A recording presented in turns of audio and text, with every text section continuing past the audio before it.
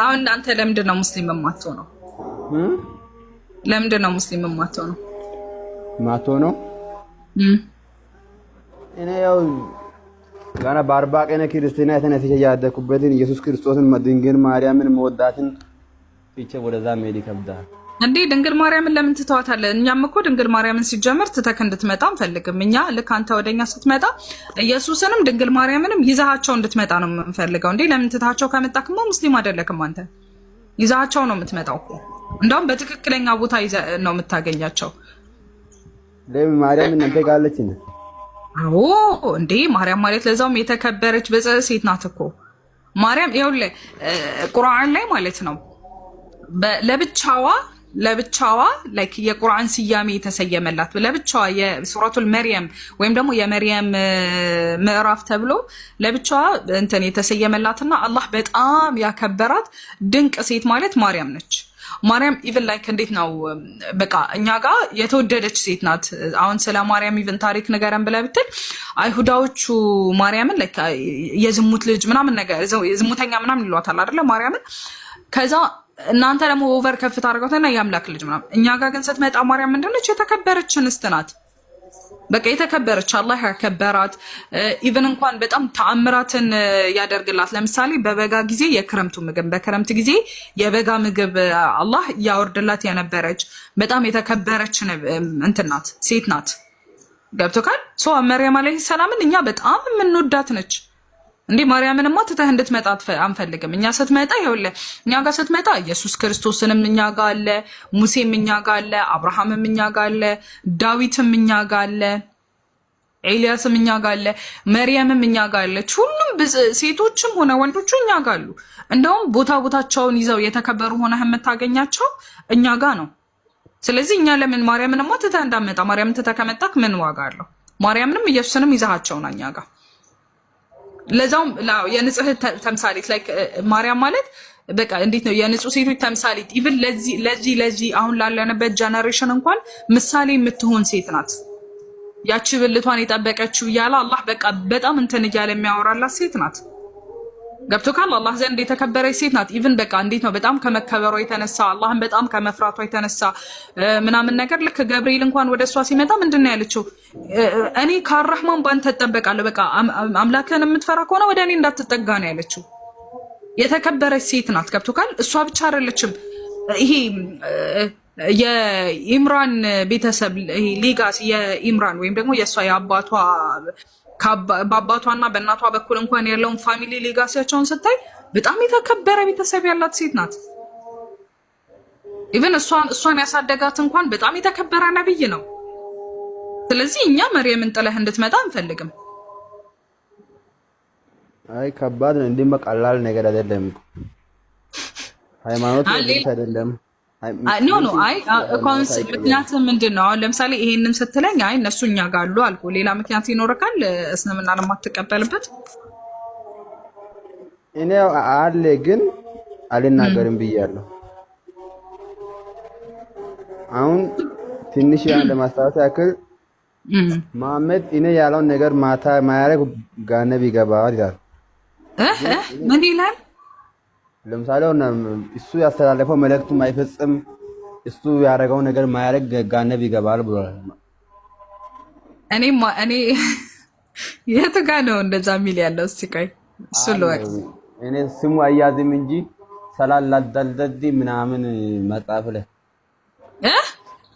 ስሙ ነው አያዝም አነባለው፣ ግን ሪሱ መያዝ አልችልም፣ ይጠፋብኛል እኮ። አሁን ቆይ ለምሳሌ ነብዩ ሰለላሁ ዐለይሂ ወሰለም የተከበሩ ነብይ የመጨረሻ ነብይ ናቸውና እሳቸው የተናገረው ነገር አለ። ለምሳሌ አሁን እሷም ምን አለች መሰለ? መንገድ ላይ ያሰግዱ፣ መንገድ ላይ ደግሞ መስጊድ ላይ ቦታ ከሌላችሁ የወንድም ጀርባ ላይ ሲገድ ይላል። ግን አሁን ሰው ባለ የትም ይሰግዳል፣ ባለበት የፈለገው ቦታ ላይ ይሰግዳል። ያ ደግሞ ጋነብ ገባለ ብሏል። ሌላ ብዙ ነገር አለ። እሺ ቦታውን ብታውቀውና ብትመጣች ደስ ይለን ነበር። እኔ ያለው በአማርኛ አድርጌ ግን ስሙ አያዝም። ምሽን ገደላርግሽና ይኸውልህ ከዛ የሚሉክ እንዳለ አትስማቸው እሺ። አጥናፉ በነገራችን ላይ በጣም ብዙ ውሸት ነው የሚዋሽ። እንደኔ ቆጥሬ ባሳይክ ደስ ይለኛል። የሆነ ቦታ መሰማቸው ነገራቶች ምናምን እዛ የሆነ እንትን ሲሉ ምናምን የሆነ ነገር ስለከፈቱ ምናምን ትክክል ይመስልካል እንጂ አይደሉም። ከቻልክ እንዲህ የምሰማቸውን ነገራቶች ብዬ ካለው ኩባል ቁጥራቸውን ምናምን ነገር በሆነ ነገር ጻፍና መተህ መጠየቅ ትችላለህ እንጂ ይኸውልህ ፍጥጥ ያለ ውሸት እንዲህ አይኑን ያፈጠጠ ውሸት ነው የሚዋሿችሁ እዛ። ምክንያቱም እናንተ አታነቡም፣ ገብታችሁ ቁርአኑን እንደማታነቡት ሐዲሱን ገብታችሁ እንደማታዩት ያውቃሉ። ገባክ አይደለም? ለዛ ብለው በቃ ፍጥጥ ያለ ውሸት ብቻ እነሱ የሚፈልጉት ምንድነው? እስልምና ማጠል ውሸት ነው የሚፈልጉት። እስልምና ግደሉ ይላል፣ እስልምና እንደዚህ ያደርጋል። ምን አልከኝ? ስልኬ ላይ ቁርአን አለ እኮ በአማርኛ አድርጌ አያለው ጎግል ላይ። ጎበዝ በቃ እንደዛ ከሆነ እንትን ትልልኛለህ። እሺ የሚነገርክን ቁጥራቸውን ያዝና መተክ መጠየቅ ትችላለህ። እሺ ቁጥራቸውን በደንብ አድርገህ ያዝ። የሆነ የምሰማቸውን ነገር አጥቶች እሷም እናቴ ጋር እንደዚህ ያወራው እንጂ ደግሞ ነገ ደግሞ እሱ ላይ አላተኩርም። ታውቂያለሽ፣ ሌላ ነገር ላይ ነው የማተኩረው። አይ ማተኩር አለብህ ግድ እኮ ነው። ምክንያቱም ይሄ እኮ የመዳኛ መንገድ ነው። ደግሞ ሰው እየዘራው ያጨዳልና እናንተም እየዘራችሁ ነው የምታጭዱት። እኔም የራሴ የዘራው ነው በሰራው ልክ ነው እና በቃ እንደዛ ብዬ ስለማስብ ስራ ብቻ አይደለም እምነት እኮ አለ። ምንድነው ያለው? አሁን ቅድም ያነበብኩልህ ጥቅስ ላይ ቆያ ቅድም ያነበብኩልህ ጥቅስ ላይ ኢየሱስ ምንድነው ያለው?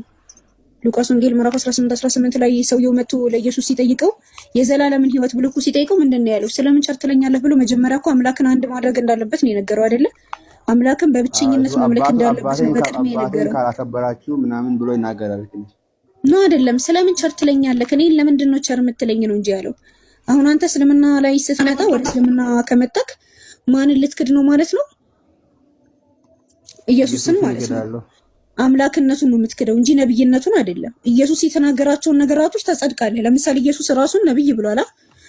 ዮሐንስ 6:14 ላይ ምን ብሏል መሰለ? ከዚህ የተነሳ ሰዎቹ ኢየሱስ ያደረገውን ባዩ ጊዜ ይህ በእውነት ወደ ዓለም የሚመጣው ነብይ ነው አሉ። ስለዚህ ኢየሱስ ራሱ በግልጽ ነብይነቱን ተናግሯል ማለት ነው። ይሄንን ነው የምታጸድቀው። እሺ ኢየሱስ ነብይነቱን ተናግሯል። አዎ ኢየሱስ ነው ትላለህ፣ ነብይ ነው ትላለህ ወደ እስልምና ስትመጣ ማለት ነው። ኢየሱስ ከእስራኤል ቤት ለጠፉት በጎች በቀር አልተላኩም ብሏል ማቴዎስ 15:24-26 ላይ። ወደ እስልምና ስትመጣ ይሄንን ነው የምታጸድቀው።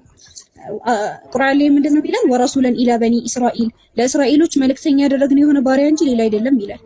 በቃ ወደ እስልምና ስትመጣ እነዚህ ኢየሱስ የተናገራቸውን ነገራቶች ሙሉ ለሙሉ ነው የምታጸድቀው። እያጸደቅክ ነው የምትመጣው እንጂ ሌላ አዲስ ነገር አይደለም የምትፈጥረው። የምታጠፋው ምኑን መሰለክ? ሰዎች የጨማመሩትን ነገራቶች አምላክ ነው ምናምን ብለው ሰዎች ያታለሏቸው ነገራቶች እነዛ ነው የምታወጣው እንጂ የኢየሱስን ንግግሮች ሙስሊም ስትሆን እያጸደቅክ ነው የምትመጣው። ሰዎች የጨመሯቸውን ትርፍ ነገራቶች እያነሳክ ትክክለኛውን ኢየሱስ ንግግር እየተቀበልክ ነው የምትሄደው። ገባክ አይደለ? ገብቶኝ በቃና ኢንሻአላህ እስኪ ነገ በዚህ ሰዓት ኢንሻአላህ አንቀርም። እሺ በቃ ለነገ ተስማማን፣ ይዘህ ትመጣለህ። በቃ እስልምና ላይ ያለክን ጥያቄዎች አሁን ያልካቸውን ቁጥራቸውን ጻፋቸውና ይዘህ ትመጣለህ። ችግር የለውም። ከዛ በነዛ ዙሪያ መወያየት እንችላለን። እሺ ጃስሚን ማይክ ከተሻለ ቀጥ አይ ስኩና ስለገባ ከሱ ጋር ቀጥ ችግር የለውም። ከዛ ቀበርሻለሁ። እሺ በቃ ጥናቱ የማርያም ልጅ በቃ ኢንሻአላህ እሺ እንቀጥላለን። ችግር የለውም። አሁንም አትወረድ፣ ችግር የለውም። ቁጭ አትወረድ፣ ሚውት አድርግና ተቀመጥ፣ ችግር የለውም። ሱኩን አለክ ወይ አንድ እሺ ጨርስ አጥናፉ። አይ ቲንክ ሀሳቡን አልጨረሰም። መጨረስ ትችላለህ።